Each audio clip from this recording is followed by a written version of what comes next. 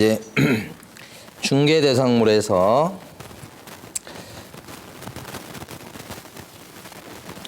또 자주 나오는 게 있습니다. 요겁니다. 영업관. 영업관에 대해서는 지난주에 상가건물 임대차 보호법 하면서 좀 했죠. 상가건물 임대차 보호법에 보면 거기도 이게 나와요. 이 순댓국집을 운영하신 분이 갑이에요. 식당 운영하시는데 10년 이상 해오셨어. 단골이 많아요. 알려져가지고. 그 다음에 식당 안에 보면 주방 설비 같은 걸 잘 갖춰서 하는데 이제 시간이 지나서 조금 낡기는 했어요. 그 다음에 자리가 너무 좋아요. 근데 이제 힘들어요. 그래서 이 순댓국집을 갖다가 넘기려고 그래요. 그러니까 이분은 퇴직하신 분인데 퇴직금 가지고 순댓국집을 인수받아서 해보려고 하는 거죠. 자기가 새로 하려고 하니까 새로 설비 갖추는 것도 그렇고 오랜 시간 동안 또 영업을 해야지만 이런 또 브랜드 가치를 얻을 수 있으니까 돈 주고 그걸 사버리는 거예요. 그 돈이 권리금입니다. 이 권리금은 영업권을 넘겨받으면서 준 돈이에요. 그럼 영업권이 뭐냐? 이 세 가지의 영업적 가치를 누릴 수 있는 권리예요. 그게 영업권. 그거 사고 팔아요. 실제 퇴직하신 분이 여기서 순댓국집을 인수받아가지고 실제 여기서 영업을 하시려면 점포 임대인하고 임대차 계약을 해야 돼요. 이렇게. 해주면 이제 여기는 권리금 받고 나갈 수 있는 거고 여기는 가게 인수받을 수 있는 거고. 그러면 이때 둘이 권리금 계약을 체결하는 것을 중간에서 부동산 사장님인 A가 개업 공인중개사가 요거 소개시킵니다. 이 사람 영업권 넘기고 영업권 넘겨받고 이렇게. 그 쓰는 계약서가 권리금 계약서예요. 이렇게 했을 때 요 영업권이나 권리금은 중개대상물이냐 이 말이지. 계약서 쓰는 거 맞죠? 도와준 것도 맞아요. 근데 이게 중개대상 물권에 들어가지 않아요. 중개대상 물권은 뭐예요? 토지, 건물, 임목 이런 거잖아요. 얘는 건물이 아니에요. 건물에 묻어있는 가치예요. 가치. 간판을 비롯한 이런 가치. 건물 자체가 아니고. 그래서 이런 것 자체가 중개대상물이 아니라고 하는 게 시험에 그렇게 잘 나와요. 이것도. 점포 아닙니다. 점포에 묻어있는 가치라고 해요. 가치. 중개상물 될 수가 없다. 중개대상물이 될 수 없다는 얘기는 중개를 못 해준다 이 뜻이에요? 해줄 수 있는데 중개대상물이 아니기 때문에 이걸 해줘도 중개활동이 아니어서 이거 해주고 받은 돈이 중개보수가 아니고 중개보수 복비가 아니니 많이 받아도 법에 걸리지는 않는다는 좋은 거예요. 중개대상물이 아닌 게 뭐예요? 좋은 거라고요, 이게. 아니어서 뭐예요? 우리 맘대로 할 수 있다는 뜻이 되는 거예요, 이게. 응? 맞아요. 그래서 여러분 교재에는 여기 어디가 있는가 모르겠네.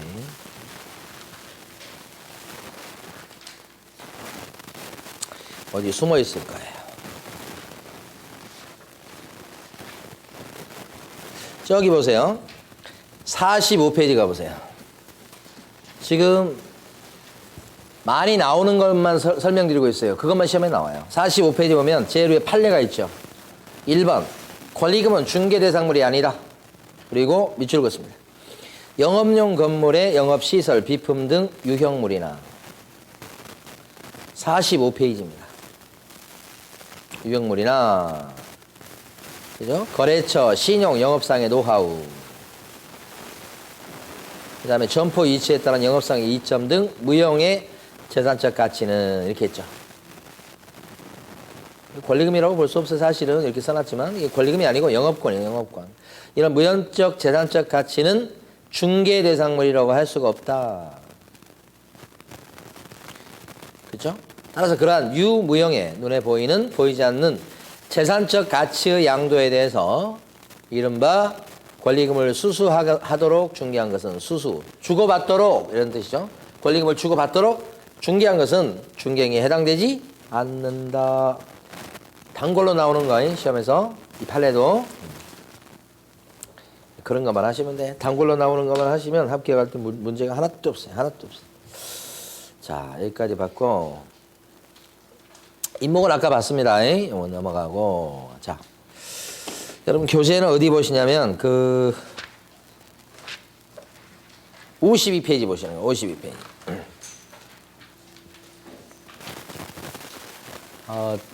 이번 주 월요일 날 제가 이제 그거 맞았거든요. 그 뭐죠? 백신. 이번에 뭐 변이 바이러스 관련해서 백신 나왔다며요. 그래서 이제 맞으라고 막 문자도 오고 그래가지고 가서 맞았는데 아프더라고요. 그리고 하루 정도 고생을 하더라고요. 하루 고생도 아니지 뭐 타이레놀 이런 거 안 먹고도 이제 끝났는데 좀 오열하더라고 왼쪽 어깨가. 하루 정도, 하루 저녁 정도? 그러고 나서 이제 괜찮아졌어요. 근데 사람들이 많이 안 맞는다면서요. 근데 변이 바이러스니까 또 일정 기간이 지나면 이 항체 같은 게 좀 이렇게 숫자가 적어진대요. 그래서 맞았으면 좋겠다 이런 생각을 가져서 맞았는데 맞는 사람이 별로 없더라고. 맞고 나서 보니까 물어봤더니 맞는 사람이 별로 없어. 요즘 크게 신경 안 쓰는 것 같긴 해요. 자, 중개사 시험제도가 있습니다. 시험제도 관련해서 우리 교재에 보면 주로 이제 교재 가지고 해볼게요. 교재 보면 52페이지 보면 밑에 가로 1번의 제목이 원칙적 시행기관 이렇게 돼 있죠. 거기서 첫째 줄, 둘째 줄, 셋째 줄, 넷째 줄. 그러니까 첫째 줄, 둘째 줄까지 밑줄 그으시면 돼요. 자, 공인중개사가 되려는 사람은 누가 시행하는 시험에 합격해야 되겠다? 국토교통부 장관이에요? 시도지사예요? 오, 시도지사. 이거 어려운 거예요, 여러분. 국장 그러시면 안 돼요. 시도지사가 시행하는 시험에 붙어야 되겠다. 나중에 여러분 합격하시죠? 합격하면 서울특별시장 이름으로 증이 나와요. 서울에서 보신 분은 충청북도에서 만약에 시험 보셨다 그러면 충청북도 도지사 이렇게 나오겠지. 그래서 시도지사 이름으로 증이 나온다는 거예요. 지금 오늘이 지금 금요일이죠. 다음 주 수요일 날 발표하겠네. 합격자 발표. 다음 주 마지막 주죠. 그러니까 다음 주 수요일 날 이제 발표하면 한 달 정도 안에 이제 자격증 주고 이렇게 되죠. 자, 근데 가로 2번 가면 예외적으로 국장이 시험 문제를 갖다가 출제하고 주관할 수 있다 이렇게 나옵니다. 가로 2번에. 그래서 첫째 줄, 둘째 줄, 셋째 줄까지 밑줄 그어보면 시험 수준의 균형 유지를 위해서 뭐 등등등 하면서 정책심의위원회 의결을 거치고 나서 직접 문제를 출제하거나 시행할 수가 있다라고 되어 있습니다. 그러니까 이렇게 이제 법을 만들어 놨어요. 왜냐면 이제 안에 17군데 시도가 있으니까. 그죠? 이럴 수 있잖아요. 제주도 시험이 쉬워. 예를 들어. 그러면 다 제주도 가서 시험 볼 거 아니에요. 그래서 문제가 생길 수 있죠. 그래서 국장이 나설 수 있다고 법을 만들어 놨어. 근데 국장 안 나섭니다. 법만 만들어 놓고 안 나서고 오른쪽 페이지 가시면 위탁 시행을 해요. 그래서 가로 3번에 밑줄 긋지 마시고 위탁 시행이란 제목에서 밑으로 셋째 줄 내려오시면 끝에 산업인력공단에 동그라미 치시고 여러분들은 현실적으로 산업인력공단에서 시행하는 시험을 보는 거예요. 원서도 산업인력공단에 내는 거예요. 그럼 산업인력공단은 어떻게 생각하시면 좋냐면 시도지사가 다 산업인력공단에 맡겨놨어. 시도별로 문제가 틀리면 공평하지 않을 수 있잖아요. 그럼 산업인력공단이 문제 출제하고 합격자 발표하고 다 해요. 여기서. 그래서 근데 나중에 증 나올 때는 산업인력공단 이사장 이름으로 나오는 게 아니고 누구 이름으로 나와? 시도지사. 시도지사가 산업인력공단에 딱 맡겨놓은 거라 생각하시면 되지. 자세한 건 여기서 너희들이 알아서 해 이렇게 한 거지. 자, 그 다음에 넘어가셔서 저기 응시 자격 볼게요. 54페이지. 이 편 내용은 시험 문제 출제가 그렇게 많이 되는 건 아니에요. 많이 되는 건 아닌데 여러분들이 관련해가지고 몇 군데는 좀 알고 계셔야 돼요. 거기 보면 가로 2번을 저는 먼저 보고 싶어요. 응시 자격이 있는 자라고 돼 있죠. 가로 아래쪽에 가로 2번 있죠. 응시 자격은 연령이나 국적이나 다 뭐 생긴 거나 따질 것 없이 다 볼 수 있어요. 원칙은. 그러니까 응시 자격이 있는 자라고 밑에 써놨습니다만 원칙은 누구나 볼 수 있어요. 누구나. 연령 안 따지니까 중학생도 볼 수 있어요. 80 잡수신 분도 보실 수 있어요. 연령 제한이 없어요. 국적 제한이 없어요. 그러니까 중국 국적 갖고 있으신 분도 시험 보고 막 그런다고 그랬잖아요. 네, 그래서 거기 보면 가로 2번에 동그라미 1번에 둘째 줄 누구라도 시험에 응시하여 공인중개사가 될 수가 있다. 특히 동그라미 2번에 보면 미성년자도 시험 볼 수 있죠. 그 다음에 외국 사람도 시험 볼 수 있다고 나오죠 옆에. 그러니까 다 볼 수 있어요. 자, 그런데 그래 놓고 다만 시험 못 보는 사람이 딱 2명 있다 이렇게 하시는 거예요. 그 위로 가로 1번으로 올라가 보셔요. 응시 자격이 없는 자라고 돼 있죠. 이제 딱 2사람 나옵니다. 첫 사람이 자격 취소되고 3년이 안 지난 사람. 자격 잘리면 3년 동안 시험 못 봐요. 자격증. 보통 자격 취소당하는 경우는 빌려줘서 취소당하는 경우가 많아요. 자격증 땄죠? 남한테 빌려줘. 너가 내 거 갖고 해라. 이렇게. 빌려준 사람은 자격 박탈이에요. 그러면 3년 지나야 또 자격증 딸 수 있어요. 그 다음에 또 부정행위자. 부정행위자 뭔지 아시죠? 컨닝하고 막 이런 거. 그 부정행위 저지른 사람은 5년간이나 시험 못 봐요. 5년간이나. 요 2사람 빼고는 시험을 다 볼 수 있다. 그래서 여기는 그래도 좀 덜어덜어 나오는 부분이고. 이번에 이제 시험 볼 때, 시험 보신 분들 얘기를 쭉 들어보니까 이제 그 감독관들도 교육을 좀 받기는 받을 거예요. 교육을 좀 강화해야 되겠다는 생각을 했어요. 감독관들이 시험에 대한 걸 자세히 모르고 감독하더라고요. 그래가지고 잘못 가르쳐줘. 그럼 응시생이 그 잘못 가르쳐 준 것 때문에 만약에 잘못했어? 그럼 누가 책임져, 이거? 이제 문제됐던 것 중에 하나가 좀 논란이 많이 됐던 것 중에 하나가 거기 원래 답안지에 보면 답안지에 잘못 마킹을 하면 화이트로 지우고 다시 칠할 수 있죠? 그건 돼요. 그런데 그 전에 앞쪽에 보면 수험번호 적는 칸이 있죠? 여기는 수정펜으로 수정이 불가능해요. 그렇게 돼 있대요. 저도 이번에 알았어요. 근데 감독관이 여기 잘못 적었다고 하니까 화이트로 지우고 하라고 그랬대. 그래서 냈어. 이게 나중에 시험 무효가 되면 감독관이 책임져요? 아니지. 그 안에서 감독관 사이에서 서로 이렇게 의견이 분분하다가 그냥 받아주는 걸로 했다는 거예요, 지금. 그렇게 해도 되는 걸로. 그러니까 감독관이 처음에 잘못 가르쳐주고 그냥 받아주기로 했다는 거예요. 나중에 어떻게 처리될지 모르겠어요. 그러니까 이게 시험이라고 하는 게 나중에 조그만 거 하나라도 이게 시비가 붙어서 공정성에 문제가 생기면 이게 일파만파가 될 수 있다. 그래서 감독관들도 그냥 대충 하면 안 되고 제대로 교육을 시켜야 되겠구나. 예? 그런 생각을 이번 시험 보면서 느꼈어요. 그리고 이제 전체적인 느낌은 감독관들이 이제 이거 막 감독할 때 되게 좀 엄격하게 감독하는 그런 분위기, 좀 깐깐하게 하는 분위기. 옛날에 안 그랬거든요. 옛날에 그냥 대충 봐주고 막 이런 게 많았어요. 근데 고생하셨다고 하면서 막 그렇게 했는데 지금은 안 그래. 왜? 자기들도 공부해본 사람이 있거든요. 되게 힘들 거라고 생각을 해. 근데 지금은 좀 안 그런 것 같아요, 분위기가. 약간 엄격한 분위기? 뭐 그런 것 같습니다. 자, 그 다음에요. 넘어가셔서 어디 가시냐면 56페이지 가보세요. 56페이지 보시면 응시 자격이라고 돼 있죠? 56페이지 제가 넘겨놓고 다시 여기 왔네. 56페이지 보시면 네모 5번에 시험 방법 및 내용이라고 적혀 있어요. 자, 이게 시험에서 중요하다는 건 아니고 여러분들이 시험 준비하시는 입장에서는 좀 알고 계셔야 될 거다. 가로 1번의 첫 줄 보면 시험은 매년 1회 이상 시행한다. 이상이라는 말이 있기 때문에 2번 볼 수 있나요? 네. 자, 다만 시험 시행기관의 장은 시험을 시행하기 어려운 부득이한 사정이 있을 때는 공인중개사 정책심의위원회의 의결을 거쳐가지고 당해 연도에 시험을 시행하지 아니할 수 있다. 이렇게 돼 있죠. 시험을 올해 안 볼 수도 있나요? 네, 그런 거예요. 법적으로는 2번 볼 수도 있고 1번 볼 수도 있고 안 볼 수도 있고 전부 다 정책심의위원회에서 결정하면 그대로 따라가고 그대로 되는 겁니다. 그런데 가로 2번에 보면 시험에 공고라고 나와 있죠.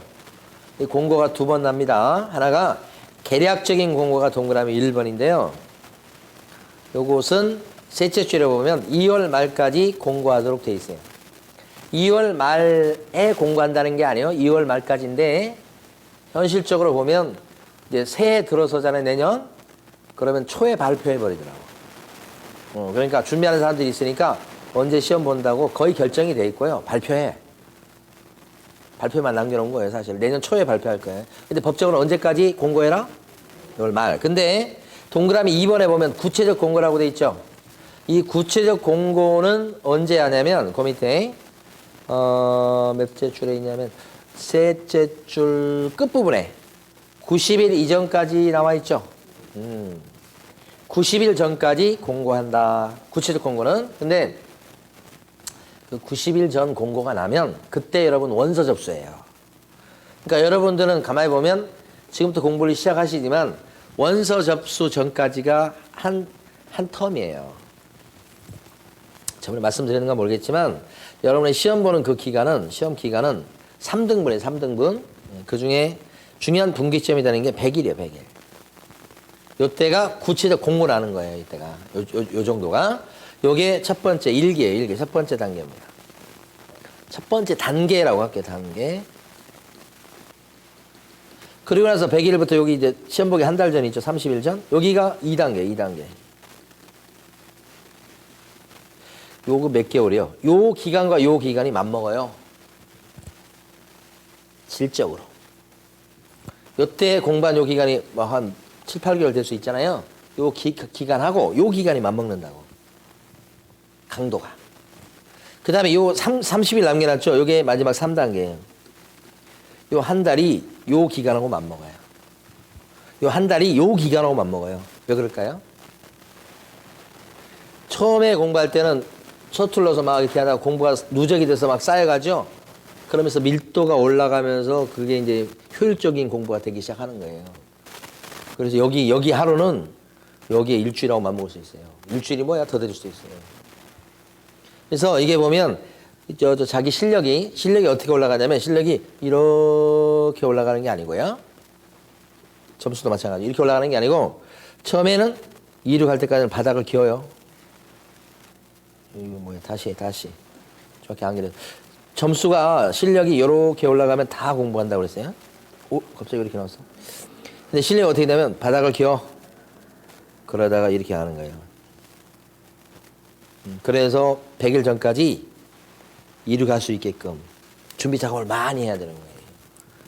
그러니까 3단계를 나눠서 앞부분이니까 공부할 필요 없다가 아니고 앞쪽에서 공부하고 착실하게 따라가면 나중에 이륙할 수 있는 때가 온단 말이에요.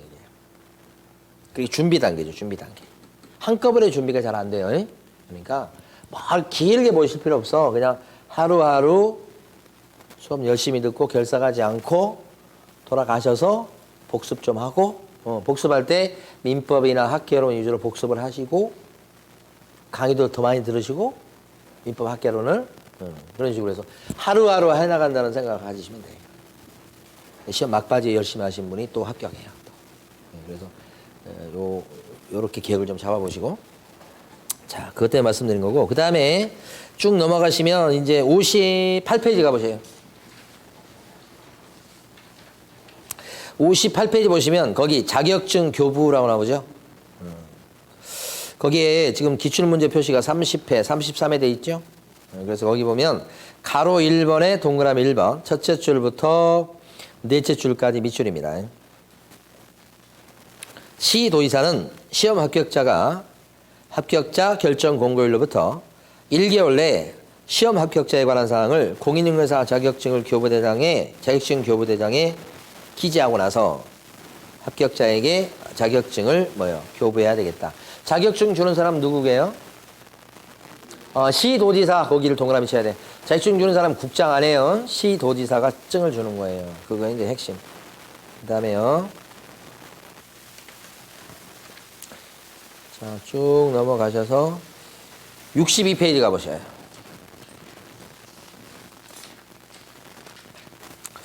62페이지를 아까부터 계속 나왔던 얘기가 정책심의위원회 얘기가 아까 계속 나왔었죠. 정책심의위원회는 그렇게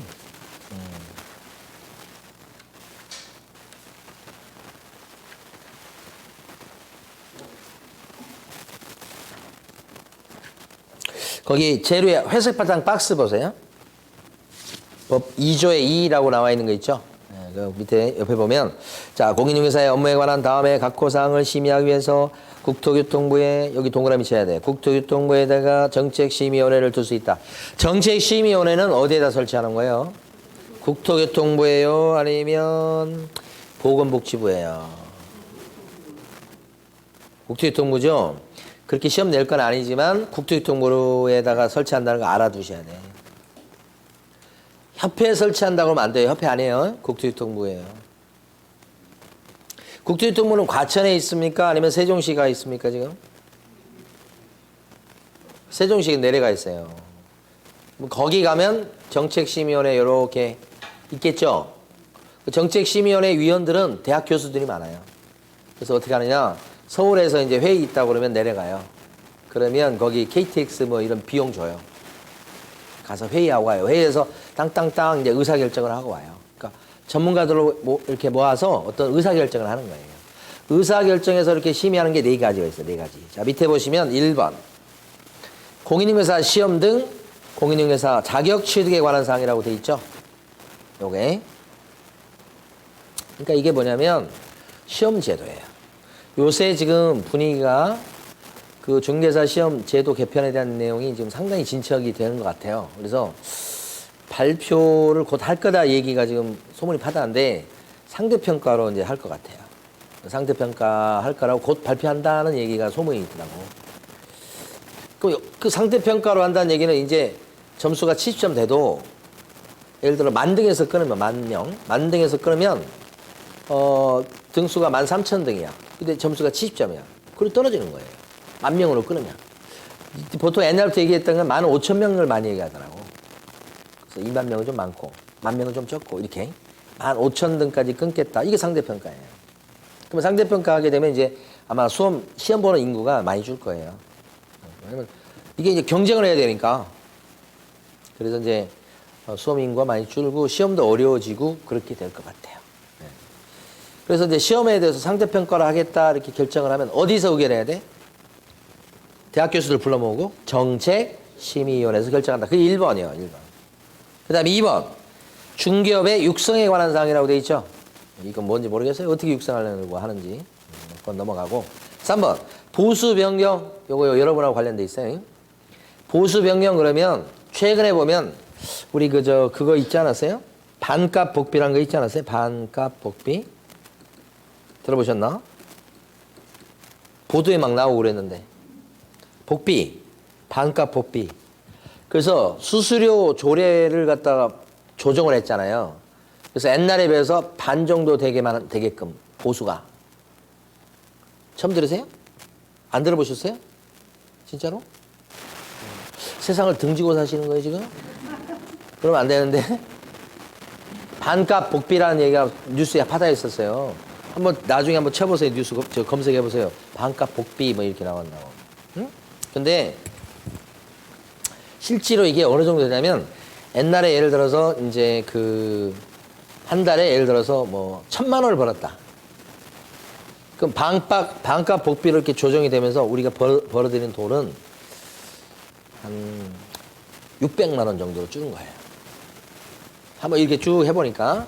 그러니까 똑같은 건수를 했다 그랬을 때 옛날에는 1,000만 원 벌 건데 지금은 그 수입이 600으로 줄어든 거예요, 여러분. 그게 반값 복비. 수수료 조례표를 조정한 거예요. 조례표 조정 이렇게. 어디서 했다고요? 정책심의원회. 중개업소에서 받는 중개보수가 별로 해준 건 없는데 과다하게 받는 것 같아요? 아니면 적정한 것 같아요? 아니면 너무 싼 것 같아요? 네? 네? 싼 것 같아요? 중개보수가? 싼 것 같아요? 진짜로요? 싼 것 같아요? 비싼 것 같아요? 비싼 것 같아요? 아니요? 적당한 것 같아요? 저는 그런 게 궁금하더라고요. 그래서 보통 일반 국민들은 여러분 아니고 국민한테 물어보잖아요. 비싸다고 그래 다. 중개업소 사장님한테 물어보면 비싸지 않다고 얘기하죠. 그 정도 값어치는 한다고 하죠. 근데 이제 그러면 여러분들이 나중에 자격증을 따서 원래 일반 사람이었는데 자격증을 따서 중개업소 사장님이 되잖아요. 그러면 그때도 중개보수가 비싸다고 할까요? 비싸지 않다고 다 얘기해요. 응? 다 자기 입장에서 얘기하는 거예요. 자기 입장에서. 이런 말씀 일부러 드린 거예요. 시험 있잖아요. 시험. 여러분 시험이 어렵게 나오면 좋겠어요? 쉽게 나오면 좋겠어요? 쉽게 나오면 좋겠어요? 진짜로? 다 합격했어요, 여러분, 이제. 시험이 어렵게 나온 게 좋겠어요? 쉽게 나온 게 좋겠어요? 어렵게 나오면 좋지. 그래서 매년 시험 끝나고 나서 기존에 합격하신 분들이 가끔 전화 오는 경우가 있어요. 전화 와가지고 물어보는 게 올해 시험 어떻게 나왔어요? 우리 좀 어렵게 나왔지? 그러면 되게 좋아해요. 그게 사람 심리예요. 그걸 받아들이자고. 이게 나쁘다 좋다 제가 말씀드리고 싶은 게 아니고, 사람은 다 자기 입장에 있어서 얘기를 하는 거예요. 그러면 상대방이 그런 얘기할 때는 상대방은 상대방 입장에 얘기하는 거니까 너는 틀리고 나는 맞아 이렇게 하지 말자고. 그거 말씀드리고 싶은 거야. 그 사람은 그 사람 입장에서 얘기하는 거고 나는 내 입장에서 얘기하지 내가 공평하게 얘기하는 건 아니에요. 공평하게 얘기하는 사람도 물론 있겠지. 근데 드물죠. 힘들어. 그래서 제가 이제 그거 보면서 그 시험 제도나 이런 거 딱 보면서 다 사람 생각이 그래요.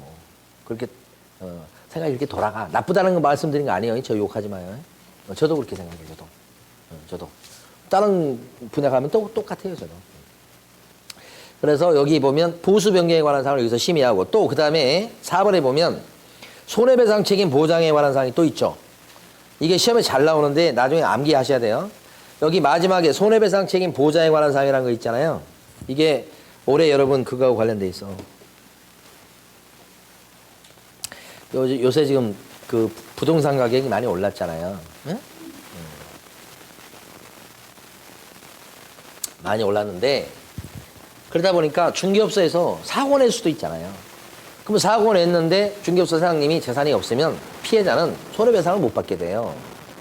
그래서 나라 법에서는 어떻게 되어 있냐면 부동산 사장님은 일단은 나중에 물어줄 일이 생길 수도 있으니 보험에 들게 한다고 해요. 응? 응. 뭐 여러분 자동차 보험 들잖아요. 응? 사고 낼 수 있을 때를 대비해서 똑같아요. 근데 그걸 보증 설정이라고 그래. 보험에 드는 걸. 근데 그게 올랐어요, 올해부터. 그래서 어떻게 되냐면 여러분들이 설정할 금액은 2억 원 이상이에요. 법인은 4억 원 이상이고. 원래는 작년까지만 얼마였냐면 여러분 혼자 개인이 할 때는 1억 원 이상, 법인일 때는 2억 원 이상이었어요. 2배로 올랐죠. 최근에 부동산 가격 상승이 됐을 때 일반적으로 보면 다 똑같지는 않지만 올라간 금액이 있잖아요. 올라간 금액이 한 2배 정도는 보통 올랐다고 봐요. 2배. 그래서 정책심의원에서 야 부동산 가격이 이렇게 올랐는데 왜 중개업소 사장님들의 보험료는 쉽게 얘기하면 보험료지 보증 설정 금액은 왜 이렇게 낮냐 이런 얘기가 나온 거예요. 그래서 그러니까 올해 개정을 했고 시행을 내년부터 하기로 한 거예요. 중요하게 바뀌었죠. 그러면 보증 설정을 보험을 2억이 아니고 이제 법인은 여러분은 1억이 아니고 2억 해야 된다고 하는 걸 어디서 결정했다고? 정책심의위원회 맞아요. 그렇게 했다는 거예요.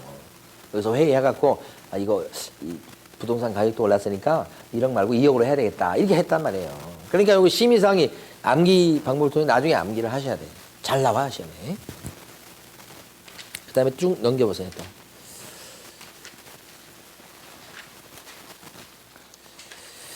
저기 보면 66페이지 가보세요. 교육제도라고 써져 있죠. 거기 보면 네모 1번이 제목이 뭐라고 되어 있냐면 실무교육이라고 되어 있죠. 그러니까 교육이 사실 4가지나 있어요. 그걸 다 배우진 않겠어요. 지금 단계에서. 근데 실무교육이라는 건 먼저 알고 가시자고요. 실무교육은 누가 받는 거냐. 첫 줄에 보면 등록 신청하려는 자 밑줄. 등록 신청하려는 자는 오픈할 사람을 얘기하는 거예요. 등록 신청하려는 자 여기만 딱 밑줄 그시면 돼요. 무슨 교육 받는다고요? 실무교육. 그 다음에요. 동그라미 2번 가보시면 법인인 개업 공인인사에 임원이 되고자 하는 자 또 밑줄. 높은 사람 있죠? 임원 될 사람도 무슨 교육 받으셔야 돼? 실무교육. 자, 그 다음에 동그라미 3번 첫 줄. 법인인 개업 공인인사에 분사무소에 책임자가 되고자 하는 자. 책임자가 될 사람도 무슨 교육 받으셔야 되겠다? 실무교육. 그리고 분사무소 지점장. 분사무소 지점장 될 사람도 실무교육 받아요. 이렇게. 중요한 건 동그라미 4번.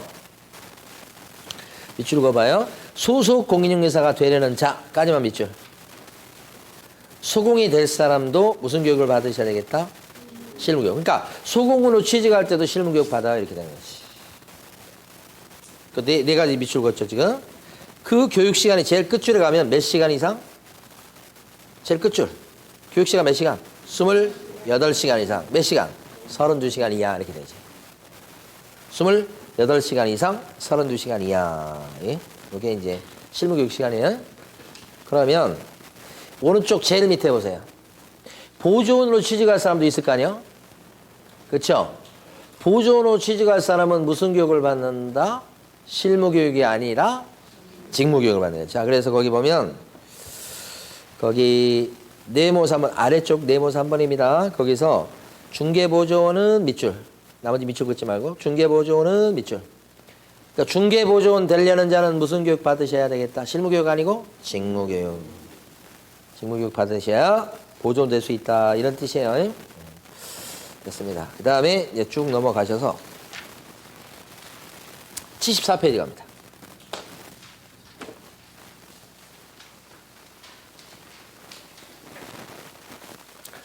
이제 3장으로 넘어왔습니다. 넘어왔는데 3장은 중개업소 등록하는 거 있잖아요. 그거에 대해서 배우는 장이에요. 3장이. 예. 근데 중개업소 등록하려면 갖춰야 될 조건이 등록 기준이에요. 그러니까 등록 기준을 이렇게 표현하고 있지만 등록 요건. 기준이란 말이 이렇게 뭐 저 마음에 드는 건 아니죠. 등록에 필요한 요건. 시험에서 매년 한 문제씩 출제가 돼요. 그래서 여러분들 어디 보시냐면 77페이지로 딱 넘어가 보셔요. 77페이지.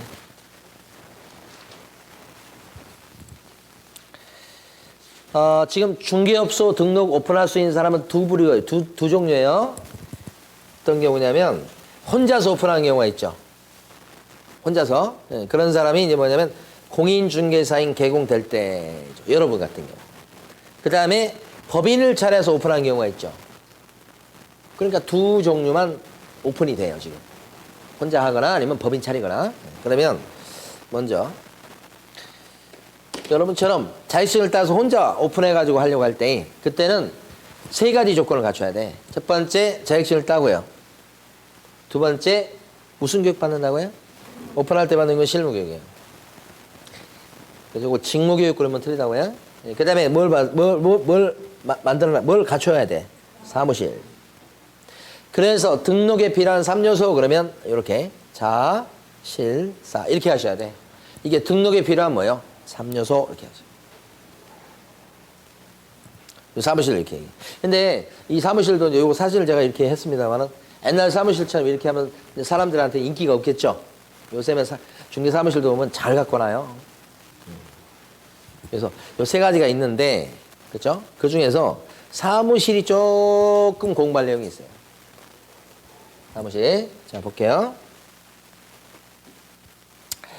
사무실과 관련해서 첫 번째. 이 사무실은 건축물 대장에 등재가 된 건축물 대장에 올라있는 건물에다가 사무실을 얻어야 돼요. 건축물 대장에 기재가 돼 있어야 돼.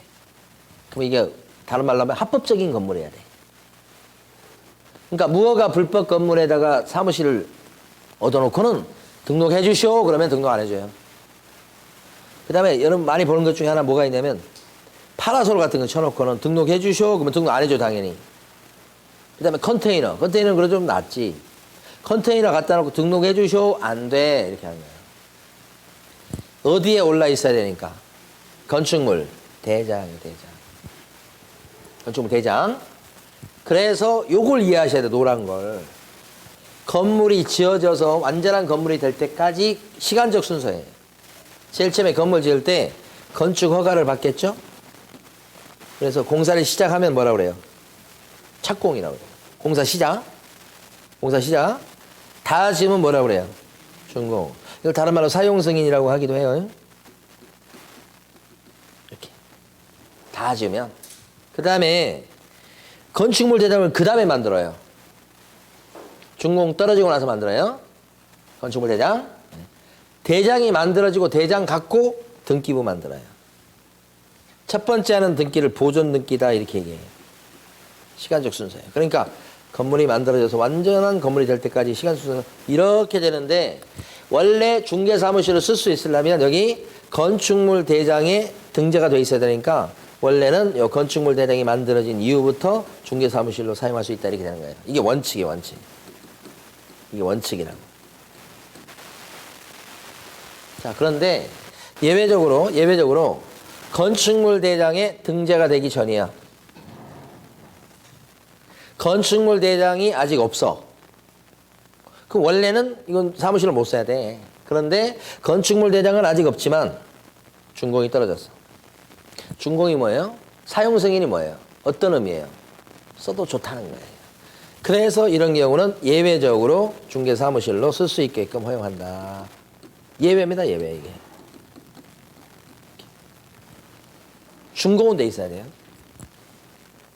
이게 왜 이런 빨간 예외가 생겼냐면 신축 아파트 단지 보면 처음에 입주장이라고 그래가지고 전세 계약이 많이 생깁니다. 그럼 부동산 사장님 입장에서 봤을 때 입주장이 열리면 계약 건수가 많이 올라갈 수 있으니까 좋은 시기예요, 그게. 그럼 거기서 전세 계약을 많이 하려면 거기 사무실을 내야 돼. 그런데 보통 요새 신축 아파트 단지 앞쪽에 보면 상가동 건물이 지어지는데 상가동 건물은 초창기에 보면 아직 대장은 없는데 준공은 떨어진 상태의 그 상태인 경우가 있어요, 중간에. 시기적으로. 근데 빨리 거기다 오픈해가지고 빨리 영업을 해야 되는데 이게 오픈이 안 된다는 거예요, 이게 없으면. 그래서 원래는 법적으로 요거 위에 노란 것밖에 없었어요. 그런데 예외가 생겼어요. 보니까 그런 경우에 조금 영업활동 할 수 있도록 구제를 해줘야 되겠다 해서 예외를 인정한 거예요. 그러니까 최소한 중개사무실 오픈하려면 대장이 없다고 손치더라도 뭐요? 준공은 돼 있어야 된다. 그 얘기 하는 거예요, 지금. 그러니까 여러분 교재 보면 동그라미 저기 77페이지 보면 위에 박스가 있잖아요. 그 박스가 동그라미 1번 자격증이 있을 거, 동그라미 니은번은 무시하세요. 동그라미 디귿번에 가니까 뭐라고 되어 있냐면 건축물 대장에 기재된 건물에, 그죠? 그 다음에 중개사무실을 확보할 것이라고 돼 있어요. 중간에 막 가로가 많죠? 그래서 우리 조문이 이렇게 돼 있으니까 그대로 옮겨놔서 이렇게 된 겁니다. 그래서 사무실에 대해서 세 가지 얘기하는데 첫 번째 얘기했어요. 건축물 대장에 기재된 건물에 사무실을 얻을 것. 하나 얘기한 겁니다. 하나. 그러니까 무허가 불법 건축물에다가는 중개사무실을 낼 수 있다고요? 없다고요? 가설 건축물도 안 된다. 가설 건축물이 뭐예요? 컨테이너 박스 같은 거 얘기하는 거예요. 그런 건 관리하는 대장이 따로 있습니다. 가설 건축물 대장이 따로 있다고. 무허가 건물도 관리하는 대장이 따로 있습니다. 무허가 건물 관리 대장이 따로 있다고요. 중개사무실은 무허가 건물 관리 대장이나 가설 건축물 관리 대장에 올라 있을 것을 요구하는 게 아니고 어디에 정식으로? 건축물 대장에 올라 있어야 되는 거지. 자, 그 다음에요. 또 가봐요. 사무실을 갖다가 얻을 때 방법은 뭐라도 좋아요. 그러니까 자기 소유 건물에다가 사무실 오픈해도 돼요. 월세 안 나가고 좋겠죠. 그런 분도 봤어요, 좀. 근데 오래 못 버티더라고. 이 중개 사무실은 월세 안 나간다 이것도 중요하지만 더 중요한 것은 자리예요, 자리. 자기 건물이면 뭐해? 자리가 안 좋은데.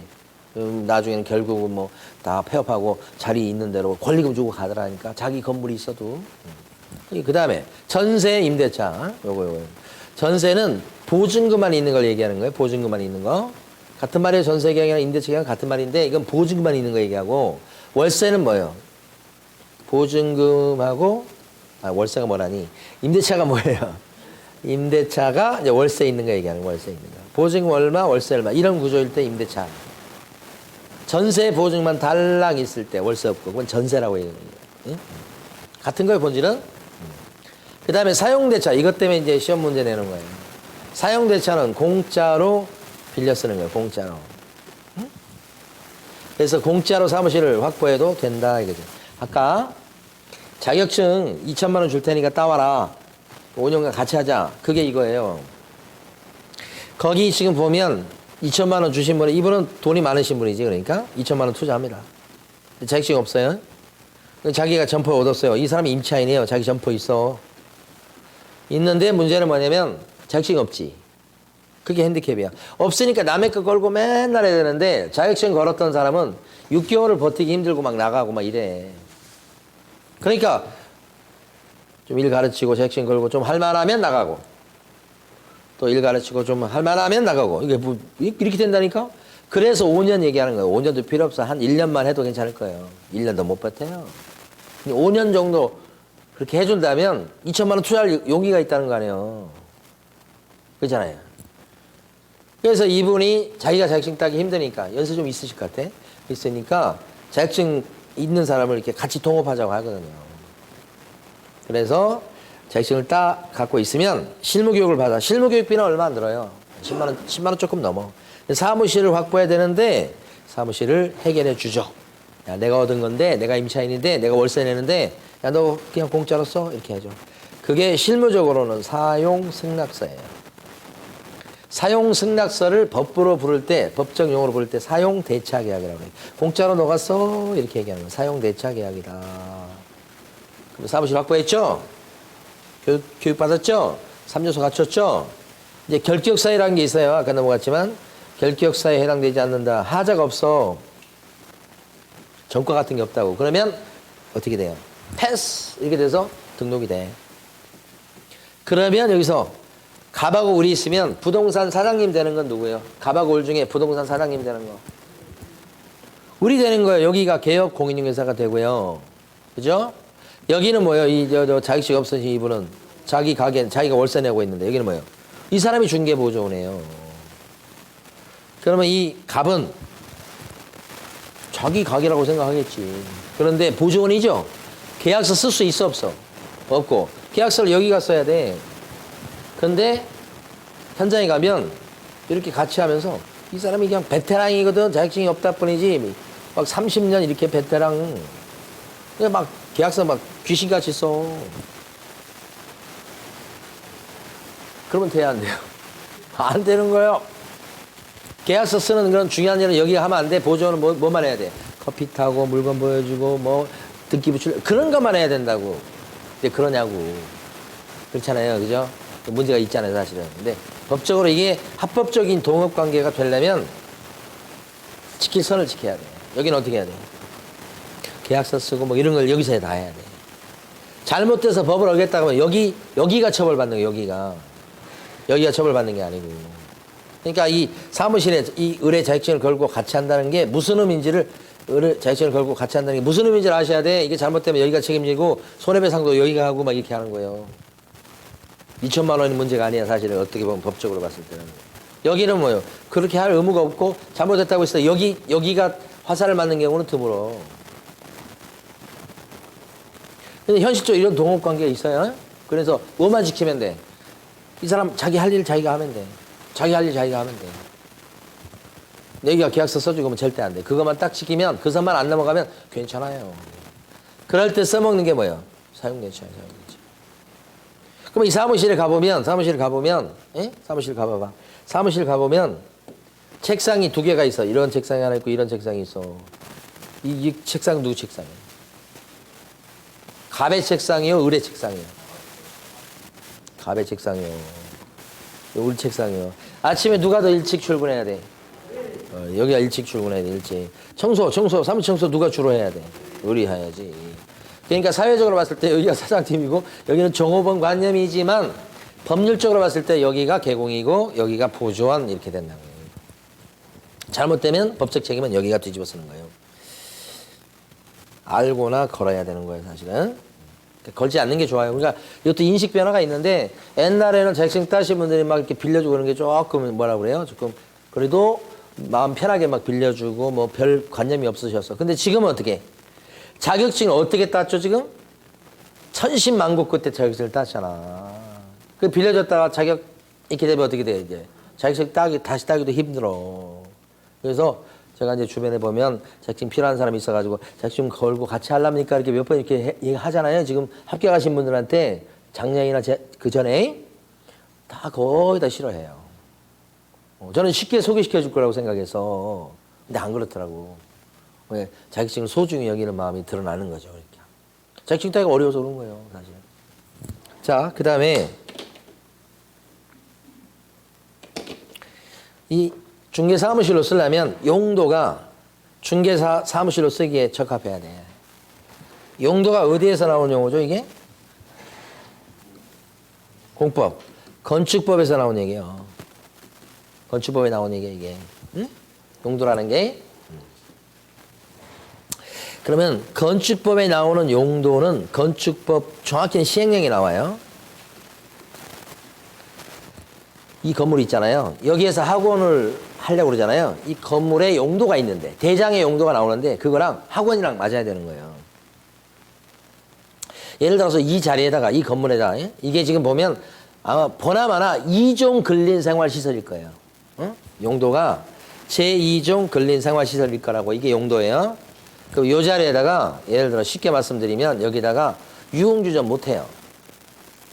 용도가 안 맞아서. 그러니까 영업업종이랑 건축물의 용도가 맞아야 되는 거예요. 그러면 중개업소를 갖다가 하려면 중개업소에 맞는 건축물의 용도는 뭐냐? 셋 중에 하나요. 제2종 근린생활시설이거나, 근생이라고 줄여서 얘기하죠. 일반 업무시설이거나 아니면 제1종 근생이거나 셋 중에 하나야 돼. 그래야 그 중개업소하고 맞아. 그러니까 중개업소를 차리려고 하는데 건축물 대장에 나와 있는 용도를 보니까 대장상의 용도가 뭐냐면 판매시설로 돼 있어요. 판매시설 자리가 맞는 대표적인 경우는 어떤 거냐면 다이소 같은 거예요. 다이소. 다이소 같은 경우에 만약에 1층, 2층, 3층, 4층 막 다 다이소로 쓰는 거예요. 그 정도 규모가 되면 그럴 때는 그 용도가 판매시설로 돼 있어요. 근데 판매시설인 용도 자리에다가는 중개업소를 오픈할 수가 없다는 뜻이에요. 볼링장입니다. 큰 볼링장이에요. 그런 것은 운동시설이에요. 그런데 거기다가 중개사무실 차릴 수 있겠느냐? 용도가 안 맞아. 피가 안 통한다고요. 그런 자리는 안 돼. 자, 공동주택도 용도입니다. 여러분 사시는 아파트, 공동주택도 용도예요. 아파트. 거기다가 중개사무실 낼 수 있나요? 아파트 상가 얘기하는 게 아닙니다. 1203호 이런 거 얘기하는 거예요. 거기다 공동주택, 거기에다가 중개사무실 낼 수가 없어. 용도가 안 맞아서 그런 거예요. 그러니까 사무실 오픈하려면 자리가 좋다는데 기본적으로 확인해 보실 게 용도가 맞는지 확인하셔야 돼. 셋 중에 하나 들어가야 돼. 그래야 거기다 그 자리에다가 중개사무실 그 자리에 낼 수 있는 거예요. 그러니까 자리가 좋은데 용도가 안 맞으면 또 안 되는 거예요. 그래서 세 번째 얘기가 용도가 적합할 것, 이런 얘기 하는 거지. 나중에 이거 공법 시간에 이거 배우셔요. 그러면 여러분 교재에서 한번 볼게요. 지금 오늘 여기까지 해야 되겠습니다. 그 77페이지에서 첫 번째 박스 있죠. 그 중에서 자격증을 따고, 그 다음에 우리 교재에 보면 실무교육 얘기가 안 나오는데 실무교육도 받으셔야 되는 거예요. 실무교육 받고, 그 다음에 디귿번에 보는 것처럼 건축물 대장에 기재된 건물에 중개사무실을 확보해야 되는데, 거기 지금 동그라미 디귿번이 제일 중요해요. 여기서 한번 읽어볼 텐데, 첫 줄에 가로 안에 보면 건축법 제20조 제5항에 따른 가설 건축물 대장은 제외한다고 돼 있죠. 그럼 가건물에 해당하는 중개사무실을 오픈할 수가 없다는 뜻이고, 그 다음에 둘째 줄에 기재된 건물에 해놓고는 가로 열고 준공검사, 준공인가, 사용승인, 사용검사 등을 받은 건물로서 이렇게 돼 있죠. 건축물 대장에 기재되기 전의 건물도 포함한다. 중요하죠. 건축물 대장이 아직 안 만들어져 있어도 준공이 떨어졌다면 예외적으로 중개사무실로 쓸 수 있다, 이 뜻이죠. 그 다음에 그 밑에 줄 보면 중개사무실을 확보하죠. 확보할 때 보니까 소유, 전세, 또 뭐가 있어요? 임대차, 뭐 그런 거 있죠. 그 다음에 뭣도 있어요? 사용대차 등의 방법에 의해서 사용권을 확보해야 되겠다. 그런 것도 다 인정이 된다, 이 말이지. 그 다음에 이제 거기는 나와 있지 않지만, 그죠? 요거 하나 더. 요거. 사무실의 용도가 셋 중에 하나 들어가야 되죠?